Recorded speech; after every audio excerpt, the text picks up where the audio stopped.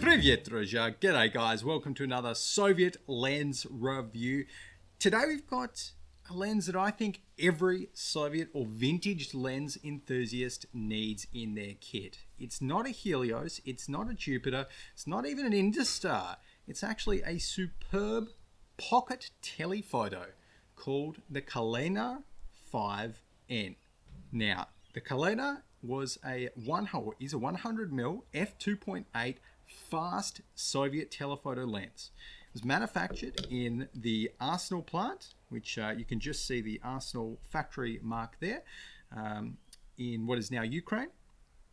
And it is one of the few kind of small form factor telephotos that came out of the Soviet Union at the time. It shares some similarities in terms of its general ergonomics with another lens that Nikon actually produced around the same time, the Nikon 100mm f2.8. But contrary to what a lot of people on the internet will have you believe, the Kaleinar was not a copy of the Nikon 100 f2.8. It actually has a more advanced optical design incorporating an extra glass element within the design, which definitely helps with performance. Outside of that, for tech specs, the Kaleinar does have a 52mm filter thread at the front here, and it also has a retractable lens hood, which is very, very useful because, I mean, it just means that everything fits into this tiny package and makes it really one of the most ergonomically impressive lenses that I've come across, particularly for its 100mm focal length. Now, in terms of how the lens performs, it is sharp from f2.8 for portraits. I would not call it super crispy at f2.8. It's not. You can maybe crop in 50% and get a good Instagram picture when you're at f2.8, but really it does start to become properly sharp from f4 onwards. And it is designed as a sharp lens. It's one of the sharper lenses that I've used once you actually stop it down just a touch. And that's because its specifications from the factory stipulated that it should resolve 50 lines per millimeter squared in the center and 30 lines per millimeter squared towards the edges of the frame, which when you compare that to lots of other Soviet lenses around the same time, that's certainly getting up there to the peak, I guess, of Soviet lens sharpness. So color-wise, the Kaleinar does produce very pleasing colors. They're very gradable. You're not going to see any particular color shift with this lens, or certainly no particular color shift that is not correctable.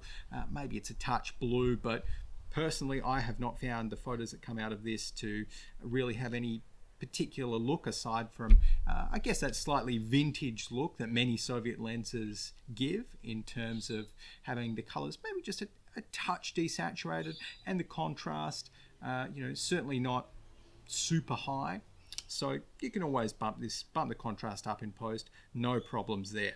Now, bokeh is one of the most impressive features of the Kaleinar, particularly for videographers, when you're looking for a lens that is not going to create distracting bokeh. So being f2.8, it does of course create a lot of bokeh, and one of the features of it is of the bokeh that comes from this lens is that you're not going to see those distracting specular highlights kind of taking your eye off the subject of the picture, because all of the bokeh that comes out of the Kaleinar, even if it's from a bright light, it is blended extremely well. Now, this lens also produces very nice looking bloom.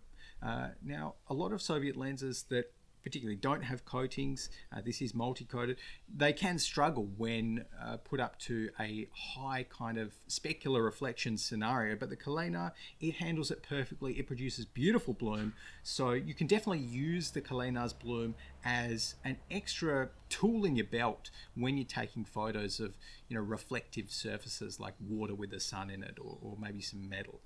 So I do like that about the Kaleinar. Now, ergonomically, that's where this lens somewhat falls down in terms of its focus ring, the focus ring is far and away the weakest element of the Kaleinar, and I'll tell you why.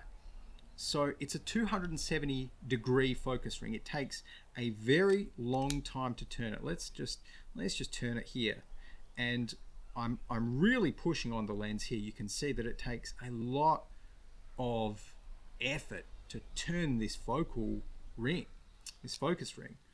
So definitely the weakest element of the lens, because it prohibits you from using it for things like focus pulling in video, just because of how stiff it is and how long it is. But the positive of it is that when you're taking photos and you really need to nail that, focus at f2.8 with a razor sharp depth of field that the 100mm offers you, then you can actually do that with that long, precise and stiff focus ring.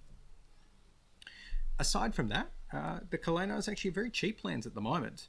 I got my copy for a bit over $100 US, and you can find more that are in really good nick on eBay. It's not a super rare lens, but I would definitely recommend anyone that is interested in picking up one of these to pick it up fairly soon, because I mean, it's such a usable lens, and I'm surprised that I hadn't heard about this lens until I really just stumbled across it and thought, wow, it's actually a pretty good lens. So definitely pick one up if you can find it, and remember, buy the best lens you can find, not necessarily the cheapest. Now I have got it here. I do mount it to my Nikon Z6 with the Nikon F2Z adapter. Of course, the N in the Kaleinar-5N's name means that it is a Nikon bayonet mount. But yeah, it performs perfectly on the Nikon Z6, and almost surprisingly for a lens coming out of the Arsenal plant, which, I've certainly encountered my fair share of quality control issues from Arsenal, the focus ring on infinity, it is infinity. It's not a millimeter over infinity, it is bang on perfect. So it does work really well adapted like this. And another fun fact actually that was brought to my attention when I was reading through the manual of the Kaleinar is that the lens actually had a 24-month warranty, 2 years, and what you could do with the Kaleinar, if it broke within the 2-year warranty period and you needed to send it back, but you'd forgotten or you'd lost your receipt that came with your lens, your passport, you could actually still send it back to the factory with the manual, and what they'd do is they'd use a serial number, which of course is dated, to effectively prove that your lens was still within the warranty period of 24 months, repair it and bring it back. At least that's what the manual said. So that's a fun little, I guess, pro-consumer fact about the Kaleinar, and I'm sure many other lenses in the Soviet Union probably had that in their manuals as well. So there we go. That is the superb pocket telephoto that is the Kaleinar-5N.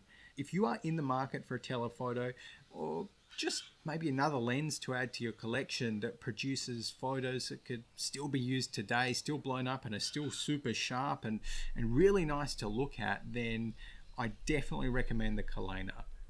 But for now though, I'm going to have to say goodbye to everyone. Remember to like, comment and subscribe so you can get notified whenever I've got a new Soviet lens review coming out for everyone. But till then, thanks for watching.